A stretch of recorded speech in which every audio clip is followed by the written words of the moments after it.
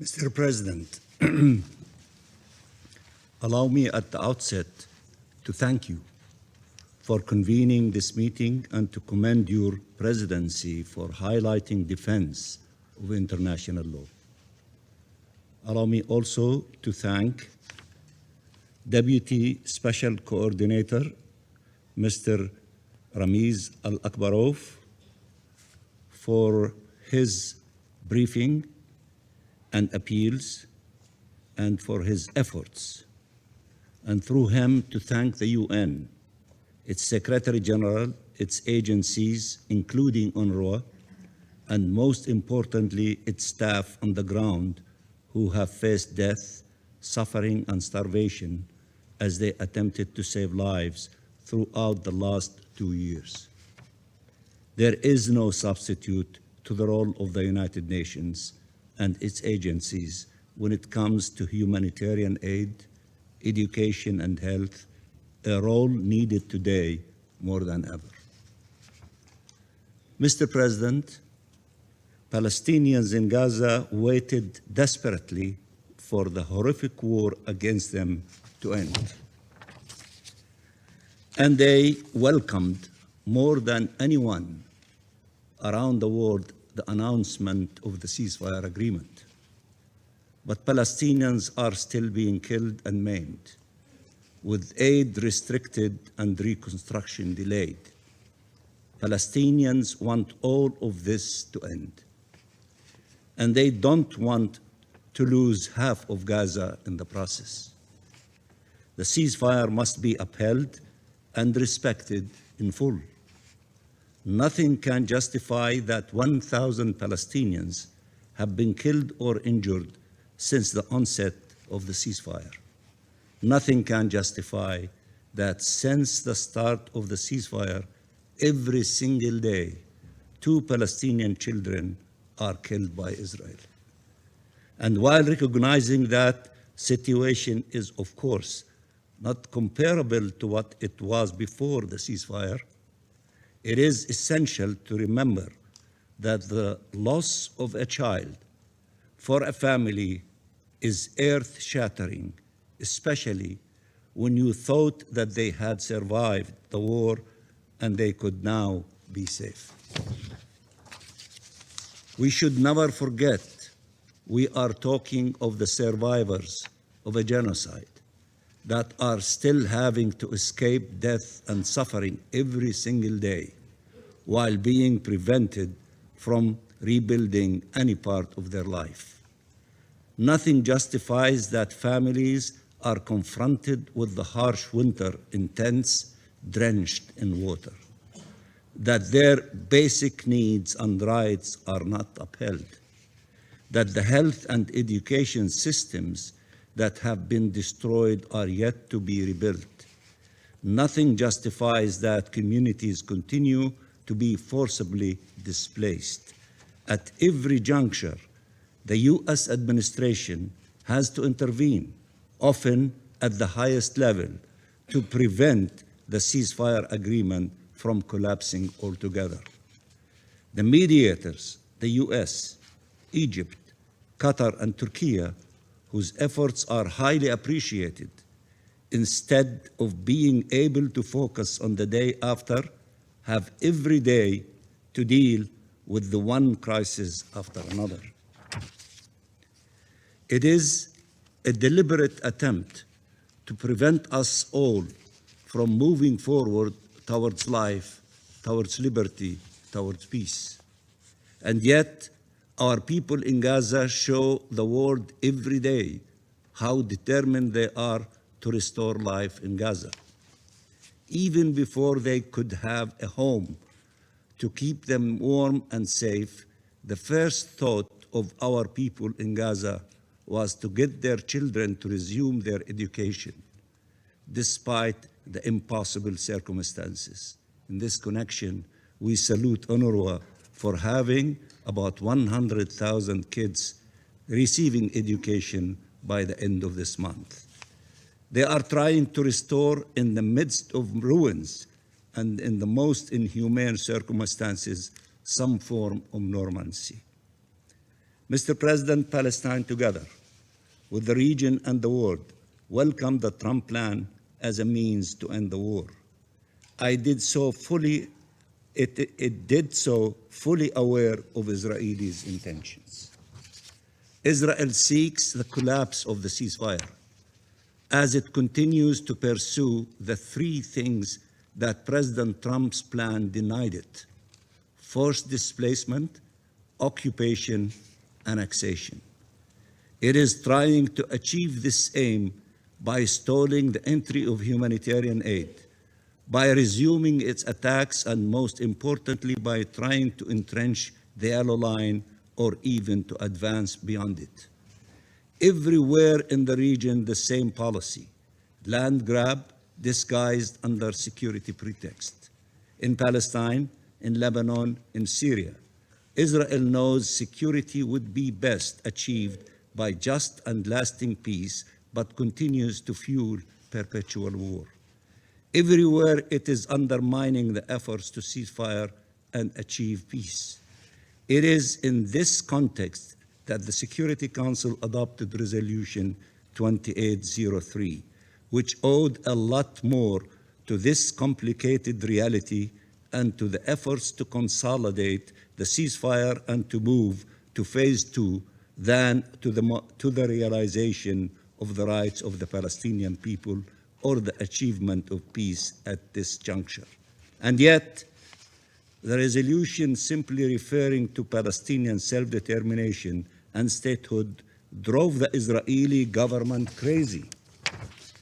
Netanyahu felt compelled to come out publicly to say no Palestinian state under any circumstances, followed by a renewed call by the Israeli Prime Minister for the displacement of our people from Gaza. Gaza is Palestinian, and in fact, this is an understatement. Gaza is the bleeding heart of Palestine, like Jerusalem is its beating heart. There is no Palestine without Gaza. And the future of Gaza will be determined by Palestinians, and it is one in which there will be no occupation, no blockade, no annexation, no forced displacement. Our right to self-determination is enshrined in the UN Charter, and before that, our right to freedom is enshrined in natural law. Nothing can alter this right, and our people will not renounce it. And Gaza and the West Bank, including East Jerusalem, are one Palestinian territory, confronted with the same policies, even though at different scales. Mr. President, it is imperative that the attacks against the Palestinian people in the West Bank, including East Jerusalem, by occupation forces and Israeli settlers, are brought to an end, and with them the policy of displacement and replacement of our people by uprooting communities and colonizing the land. In this regard, we hope that the very important and strong condemnations that we have heard in recent days will translate into actions that will ensure our people will no longer be subjected to such horrific attacks. Israel must also bring an end to its policy aimed at undermining politically, financially, and militarily the Palestinian Authority to thwart the prospect of independent statehood. It must stop its attacks and release the withheld tax revenues.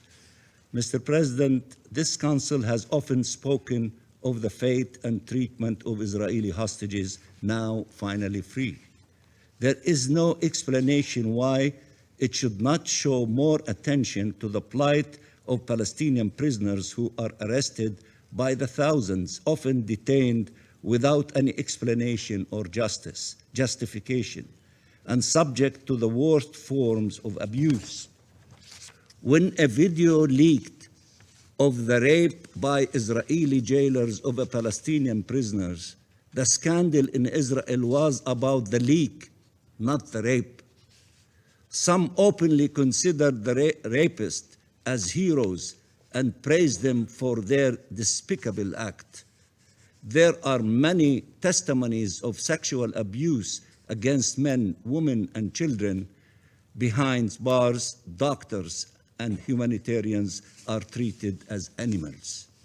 100 Palestinian prisoners have died in Israeli custody in the last 2 years, either killed or left to die through medical neglect and starvation in very harsh conditions. Where else would such numbers, such facts, such horrors be met with so little attention and almost disregard? I will state once again what I have often repeated in these halls. In addition to the loss, the pain our people feel comes from the humiliation of being openly described and treated as human animals, as expendable, as if they were not children of the same God, humans endowed by their Creator with rights. The first step towards peace and coexistence is Palestinian freedom and recognition of our existence. Every life matters, and we must stand together against all attacks against civilians, regardless of the identity of the victims, regardless of their nationality or faith or origin. We must stand together against subjugation, abuse, and violations, regardless of the identity of the perpetrators. We must stand against a reality and discourse that breeds hatred. We must stand in defense of all children, of life, of humanity, of human dignity, of shared humanity.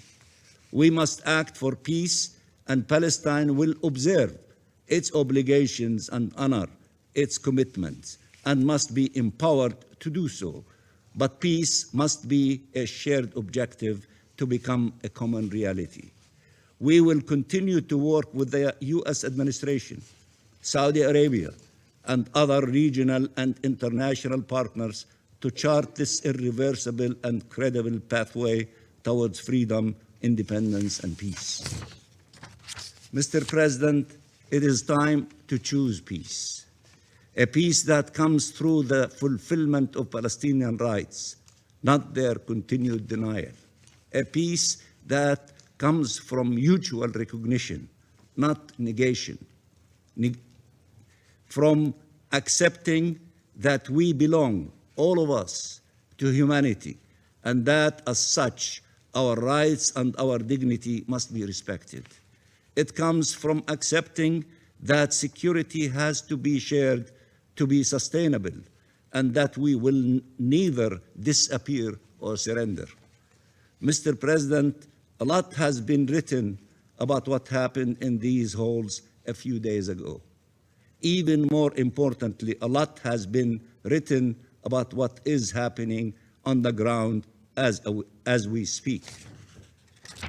So it is useful to assert in all clarity that what is Palestine's position and the position of the 8 Arab and Islamic countries and the position of the Arab and Muslim world and of the international community at large, so there is no ambiguity about the objectives we are pursuing.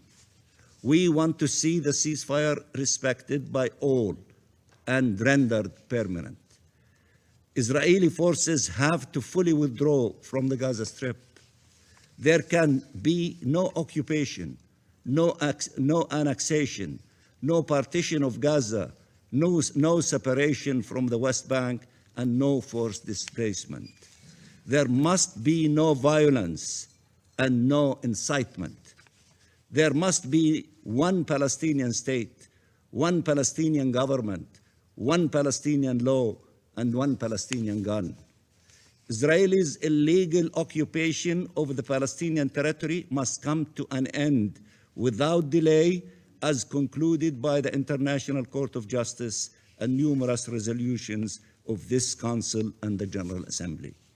The independence of the State of Palestine must be achieved and the two-state solution implemented.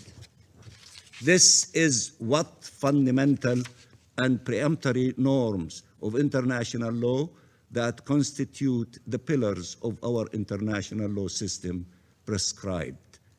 And this is the path to peace. Allow me now to say a few words in Arabic. Sayyid al-Rais, Mr. President, allow me in conclusion to speak a word of truth about Algeria's role in the Security Council. For 2 years, Algeria has led all efforts to achieve a ceasefire that would put an end to the genocide in Gaza. Algeria worked alongside the 10 elected members to present resolutions and rally support for them from other council members, despite attempts to dissuade Algeria or the obstruction of these efforts by veto. Regarding the latest resolution, Algeria, on behalf of Palestine and the Arab group, submitted a number of substantial amendments safeguarding Palestinian rights, together with Somalia and with support of Pakistan. These amendments gained broad support among council members. Some were incorporated into the text, while others were not. Algeria continued until the very last moment in its attempts to introduce amendments to the text, including in its national capacity, even after the statement issued by the 8 Arab and Islamic states along with the United States in support of the resolution. As for its vote, Algeria could have chosen to abstain or disassociate itself, a much easier decision, but it opted to align with the mediator's demand, who made it clear that, in their view, the adoption of a Security Council resolution was essential in light of the risk of the ceasefire collapsing. This led to a unified position by the 8 states, Palestine, and Algeria, especially since Algeria sits on the Security Council as the representative of the Arab group. Saving Gaza and saving our people in Gaza requires decisive and difficult decisions. We must all work together to make saving Gaza the cornerstone for saving Palestine and for achieving our people's freedom, preserving their dignity. We all know the dangers and schemes being plotted against us. And this stage requires us all to close ranks and take courageous decisions that will thwart these schemes, ensure the liberation of land and people, and achieve a just and comprehensive peace in accordance with international legitimacy, not the law of the jungle. Long live Gaza. Long live Palestine. We are seekers of freedom and life, and we have the right to enjoy both, not to choose one over the other. Our people have sacrificed enough, and they deserve to live in freedom and dignity on their land, the land of their ancestors, Palestine. Thank you, Mr. President.